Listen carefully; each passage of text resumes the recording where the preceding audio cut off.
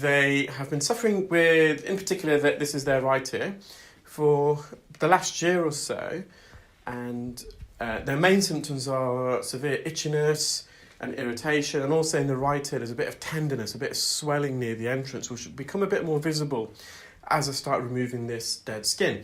So as you probably saw there was no occluding earwax. We could see the eardrum in its whole entirety, but the whole ear canal was coated with a layer of dead, itchy, irritable skin. And so we call this otitis externa. Otitis externa is an umbrella term given to an infection and or inflammation that exists exclusively in the ear canal and the outermost membrane of the eardrum. If you have an infection behind the eardrum itself, we would call that otitis media. And you get different types of otitis externa. You can get superficial. Superficial is when you just got dry skin, a bit of almost like eczema or psoriasis of the ear canal. You can then get deep otitis externa. That's when you've got a bit of inflammation and swelling of the ear canal as well. And then you can get what we call malignant or necrotizing otitis externa, and that's the most severe form, and that is more typical in elderly patients or patients who are diabetic, so and people who are immunocompromised. So when you've got an outer ear infection, the body's natural immune system can't fight it, and the infection just rages more and more, and it can start chewing up flesh around the ear canal. It can migrate towards, it can affect the facial nerve, which is located in the middle ear near the cochlea, the organ of hearing. It can also spread upwards towards the brain, underneath the meninges, so it can cause meningitis and brain abscess. So it can be quite serious necrotizing and malignant otitis externa. So this patient, you would say she's got superficial otitis externa, but also just at the entrance there's a bit of a swelling there, so you could also call it a bit of deep otitis externa. And what we're trying to do is just peel this skin layer away from her canal walls. And this skin's not going to naturally migrate itself.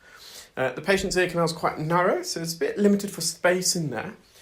And if you keep watching, you'll see this is a complete dead skin peel. It's from the entrance of the ear canal all the way to the eardrum. And in fact, we actually peeled a whole new layer of skin off the eardrum itself to reveal a brand new layer that was there.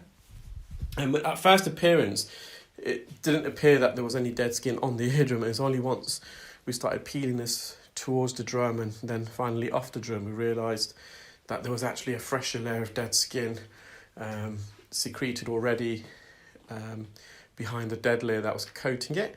So I'm just using a fine end gauge just to peel this off the anterior canal wall. And the skin is a bit sticky, so it's a bit more tricky. It kept blocking the tube as well. And in a moment, we're going to use forceps as well. You can see I'm just going to target the top part of the ear canal now. So we want to peel the skin all the way around if possible. So I've peeled it already from the base of the ear canal and also from the back part of the ear canal and the front. And now I'm just peeling it off the roof. You can see it's peeling all the way down towards the eardrum, so medially. Now, interestingly, this patient started developing her itchy dry ears after being diagnosed with menopause, and she previously watched a couple of my other videos where I had patients who also were either premenopausal or menopausal and ascribed the symptoms and the onset of their dry itchy ears at the same time as being diagnosed as their menopause. And anecdotally, at least, I feel there is a link there. Women who are menopausal or premenopausal are known to develop itchy, dry skin elsewhere, other parts of the body. And so it's, for me at least anyway, it's very clear, in the absence of any clinical evidence, but just anecdotally, that there is a link there. And so the treatment plan is the patient's going to use some acetic acid for the next 7 days. They've previously been prescribed antibiotic ear spray.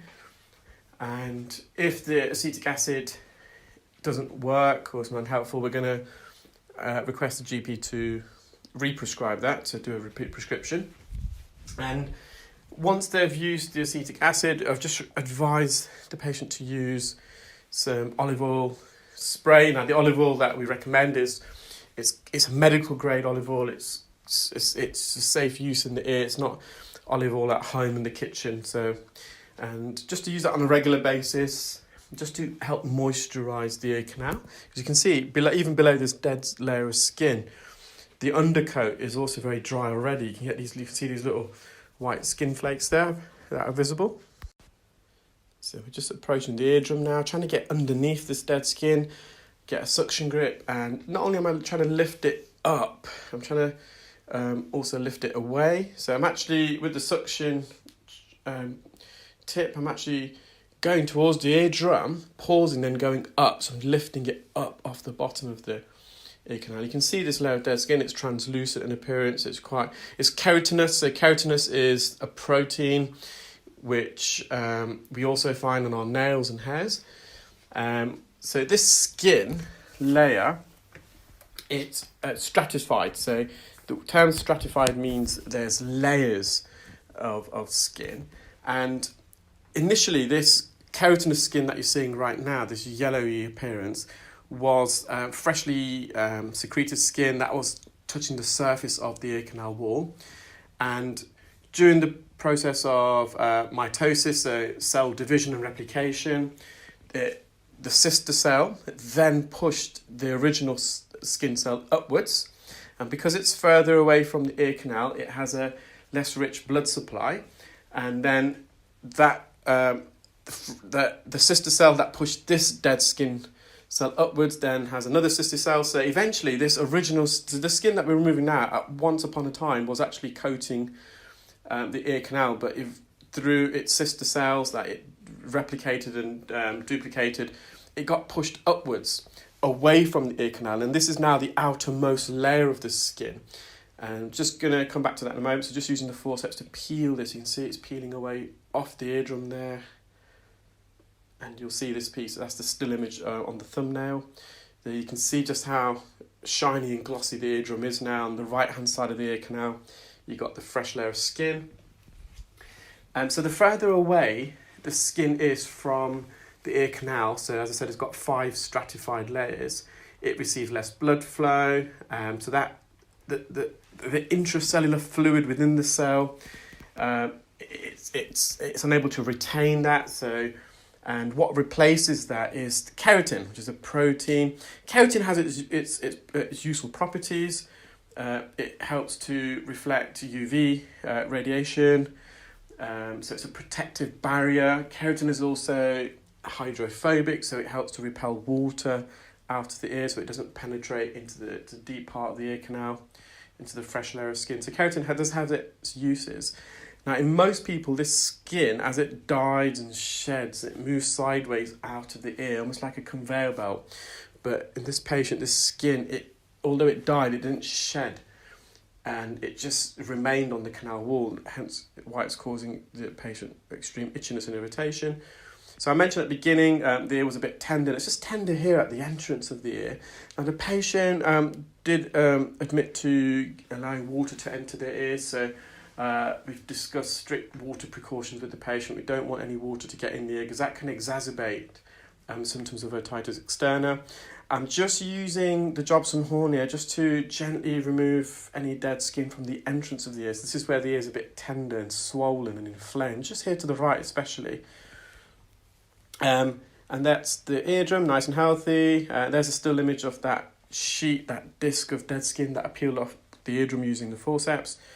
I hope you enjoyed that video, guys. Now, I'm decided not to do any Q&As for a while. It's just, I've read some of the comments and I appreciate that. Although it's a useful exercise, that it takes away from the video. So I'm going to have to come up with a different format, methodology to answer your questions. I do enjoy doing that. So I'm just going to go back to the drawing board and have a think about it and see how I can